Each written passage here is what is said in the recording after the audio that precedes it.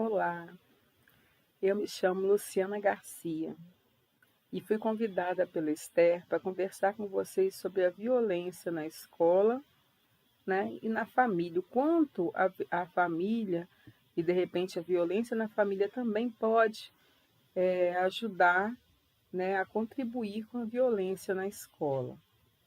Tá? Então, amanhã eu vou estar com vocês conversando sobre isso.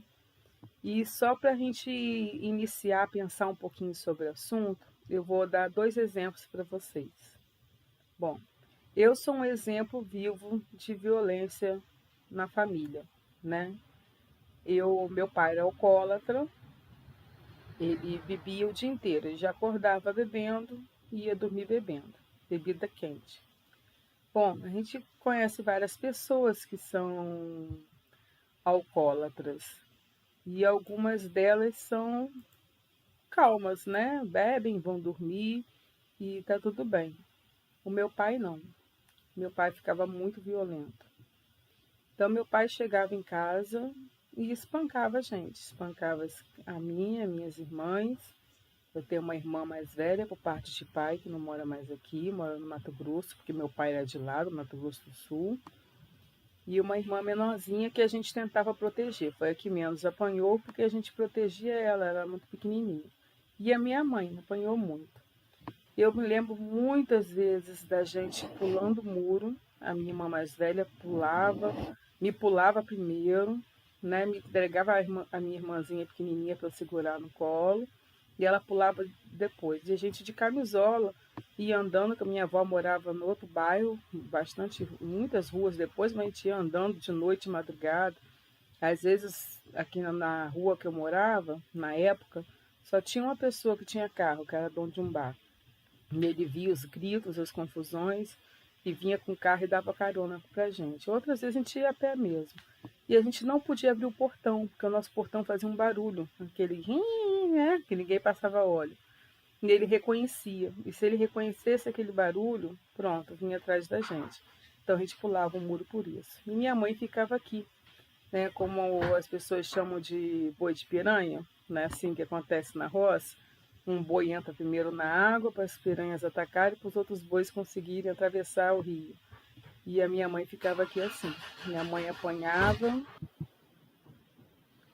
Então, a minha mãe apanhava e às vezes os vizinhos não aguentavam, né?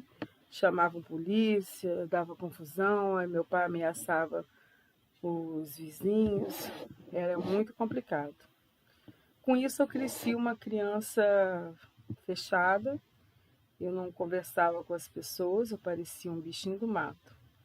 E na escola, eu agia da mesma forma, eu me isolava num canto. Eu não me envolvia com as pessoas, não fazia amizade, não tinha coleguinhas. Eu não tenho colegas de infância de escola. Só depois de mais velha, já no ensino médio, na faculdade, onde eu já estava melhor. Mas quando eu era, né, criança, não.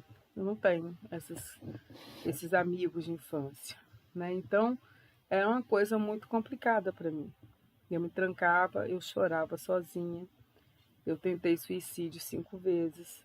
E é lógico que eu não morri, porque o meu suicídio não era para morrer, era para chamar a atenção.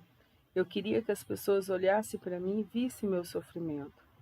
Bom, meu pai morreu, eu tinha 11 anos, por consequências da bebida, né? Cirrose hepática, ele fumava muito, coração tomado, né? Teve uma parada cardíaca. E foi muito sofrimento, porque apesar de tudo, eu era louca por meu pai, apaixonada por ele desde criança.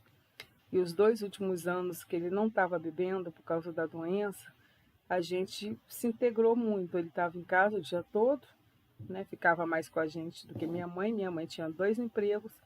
Minha mãe é professora, era professora do estado e da prefeitura, passava o dia inteiro fora de casa para sustentar a casa.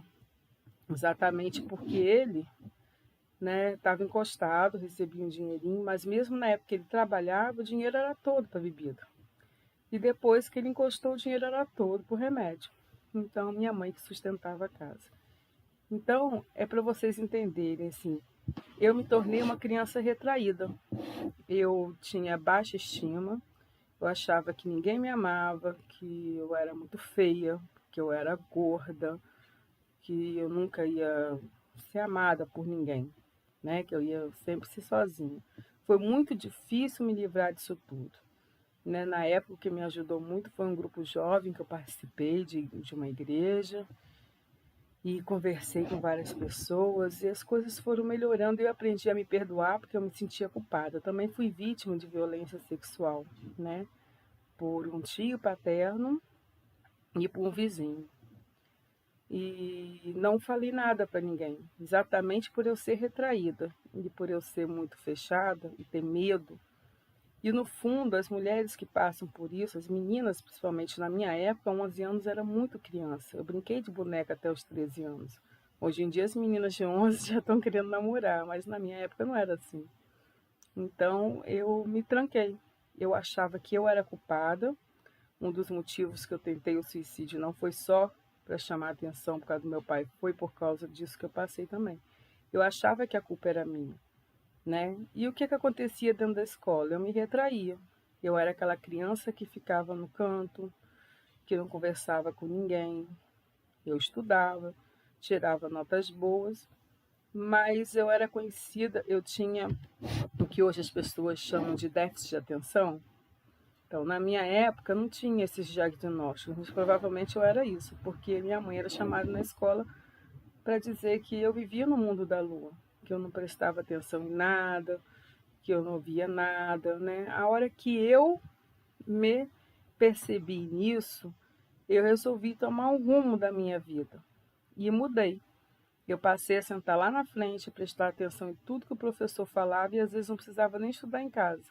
Eu já conseguia, né, só com que eu prestei atenção. O dia que eu não prestava atenção, pronto, nada entrava na minha cabeça. Mas o dia que eu prestava atenção, então eu fazia força para prestar atenção, porque eu estudava numa sala onde eram 5 meninas e 35 meninos, 40 alunos. Imagina a bagunça, a gritaria que era, né? Então, esse é um exemplo meu.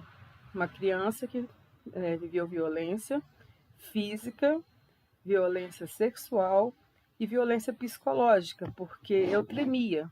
Se meu pai me pedisse água, eu vinha com o copo tremendo.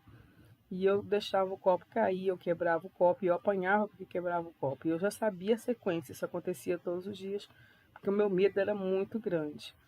Durante os namoros que eu tive durante a minha adolescência, também tive namoros abusivos, né, onde eu era controlada, mandada. Por quê? Porque eu tinha medo de não ser amada.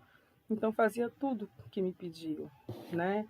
Eu obedecia, eu usava tal roupa, eu não saía para tal lugar, não falava com tais pessoas, porque eu não me amava. Então, é muito importante nós, como os pais, percebermos isso em nossos filhos, se eles estão retraídos, se eles se amam, se eles se valorizam, né? Porque é assim que a gente enfrenta esse tipo de violência, que é uma violência silenciosa. Bom, esse é um exemplo. E eu tenho um amigo de mesma época que estudava comigo, e a violência dele era. Ele agiu de uma maneira diferente. O pai dele era um jogador, e olha que assim, eu era de uma família classe média baixa, né, que naquela época era assim, mas vivia bem, não passava fome, mas também não tinha grandes coisas, mas dava para viver tranquilo. Ele não, ele era de uma família boa, né? O pai era empresário, tinha muito dinheiro, mas foi perdendo tudo. Ele era jogador e apostava a dinheiro, né? Apostava no jockey que tinha aqui em Campos, nos cavalos, apostava com baralho, apostava com tudo. Era um homem muito machista, né? A irmã dele tinha síndrome de Down e eles escondiam a menina dentro de casa trancado. E aquele menino, ele era um colega meu em sala de aula. Ele era engraçado, brincalhão. Ele escondia da gente as coisas que ele passava. Eu só fui descobrir muito tempo depois, porque eu dei aula para a irmã dele de informática, para ver se ela aprendia a escrever o próprio nome, eu reconhecia as letras. E ela já tinha 20 e poucos anos e não conseguia. Então, ele na sala de aula, ele era violento. Ele brigava com todo mundo, porque ele era o machão, o mandão, né? Então tudo era problema, né? Na hora do recreio, brigava por causa de uma bola, ou por causa de uma menina, ou por causa. Tudo era motivo de briga, de rolar no chão e muita confusão. Mas ninguém sabia o que ele passava dentro da casa dele. Assim como eu era a menina que vivia no mundo da lua, que ficava lá no cantinho, que ninguém conseguia conversar, mas que as pessoas não sabiam o que eu passava dentro da minha casa, ele era o violento, o rebelde, o aluno ruim.